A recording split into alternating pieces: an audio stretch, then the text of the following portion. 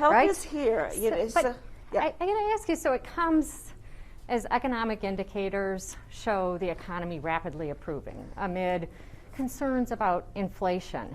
And it's big, $2 trillion added to the deficit.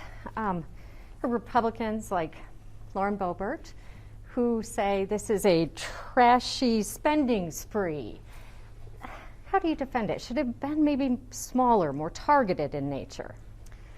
If you go to the food banks and sit in your car in line for hours and hours, a family that otherwise they were working, they were productive, and through no fault of their own have been unemployed for over a year. You can't tell me things are doing okay for everybody. The richest people are doing great, in fact, even better. But working families, they're not doing well. And so this bill is about bringing relief to the people who need it. It's about lifting half of America's children out of poverty. It's about recognizing here in Colorado, 1 in 11 families is describing hunger in their household. 1 in 7 families is describing an inability or a difficulty paying rent. 1 in 3 small businesses in Colorado have closed. So this is about bringing relief. It's about folks who are just trying to survive and helping them get through so we as a nation can get back on our feet. Okay. It's about saying, hey, we need the resources so that we can get vaccines and shots in the arms of everyone. It's about opening back up our schools. How can you say everything is on the mend when in so many states, kids have been out of school for a whole year? So this is what the American Rescue Plan was designed to do, which was to address the virus in terms of getting more vaccines out and the infrastructure for them to be delivered. It's about saying, let's put some money in our schools. It's about our small businesses, including restaurants, $28 billion going to our hardest hit restaurants. It's about $15 billion going to our hardest hit small businesses. So many of our small businesses, 20 or fewer employees, who need the assistance, who don't have the relationship with the big banks. That's what we're doing. I'm going to talk about the restaurant piece. Yeah. That has it's essentially, I guess, making up for the money that they lost last year, the pandemic-related losses in the restaurants. And I was talking to this one restaurant owner who wasn't celebrating it because he owns several restaurants, and he said, you know, I worked so hard to keep my restaurants open, to keep my employees on. I took out loans. I abided by every rule that the governor put in place. Mm-hmm. And so I work hard, and those who gave up and shut down are the ones who are rewarded. You know, he feels like, why shouldn't it be the ones who stayed open, who fought through this, who did the right thing and kept their employees on the payroll, who should be rewarded?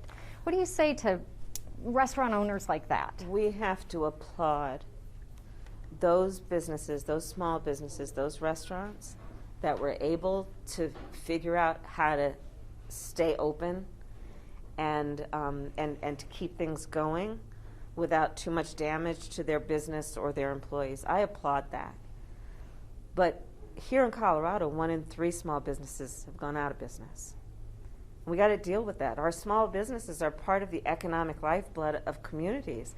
Small businesses in America employ half of our workforce, be it the employees of the small business or the small business owners. 2/3 of the fastest growing new jobs are with small businesses. It is part of the economic benefit of the entire nation to support our small businesses and our small business owners, and that's what we're doing. But I applaud all those folks who figured out a way to get through the pandemic and its, you know, in the first year without too much in terms of loss, but they gave up so much to do it, and I thank them for that. I understand the sacrifice that came along with that. And PPP loans certainly helped a lot of those people.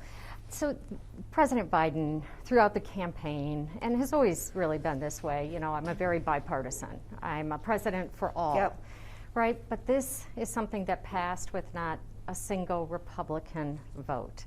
How do those two jibe? 76% of the American people supported this bill, supported the American Rescue Plan. Governors, mayors of both parties, Republicans and Democrats, supported this plan. The people who may not have voted for us supported this plan, as well as the people who may have voted for us. 76% of the American people. This was bipartisan in terms of the support of the people.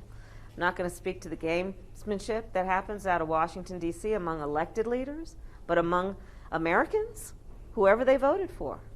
They needed the relief. They're sitting in their car in those food lines. They're running a small business. They're trying to get their kids back in school. They want to know that there's going to be enough supply of vaccines so when it's their turn they can get it. Mm-hmm. Those are the people that understand. Help needed to happen. And as Joe Biden has said, help is on the way, and now help is here. Are you in favor of extending it permanently is my one question. And then on a separate note, if you care to address this, we have a lot of people in this state who don't vaccinate their kids. I don't know if you've heard that, but we have one of the lowest childhood vaccination rates in the country. So I would like you to address the safety of these vaccines.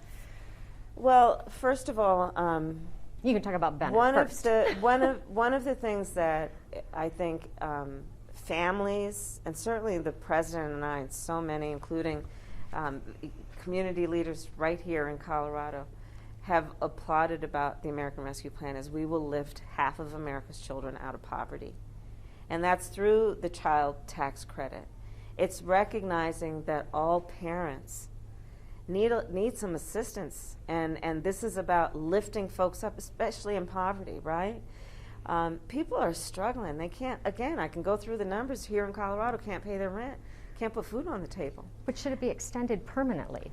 Let's take it one step at a time, and right now we're dealing with this moment. In terms of vaccinations, listen, I believe that everybody should get vaccinated when it is their turn. Now, right now for the vaccines, it's not been approved yet for children.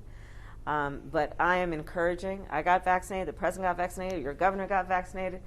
Let's make sure that when it is your turn, everyone gets vaccinated. It is a core value that really is about love thy neighbor.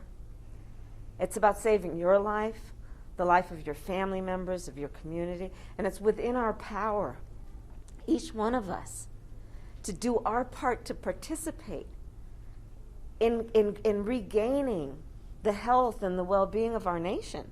It really is. We all have to make sacrifices. And we're all in this together.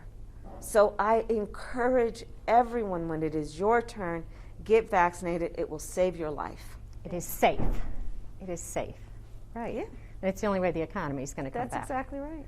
Yeah. All right. Thank you. Have you had an empada? I had two just now. I wolfed them down. Have you had them before this? Oh, I've had them before. Oh, okay. Yeah, I know. Well, we know that. These are handmade. Yeah. These are fantastic. Oh, yeah. No, the best ever? Oh, God. Yeah, one of the best ever. Okay. Thank you.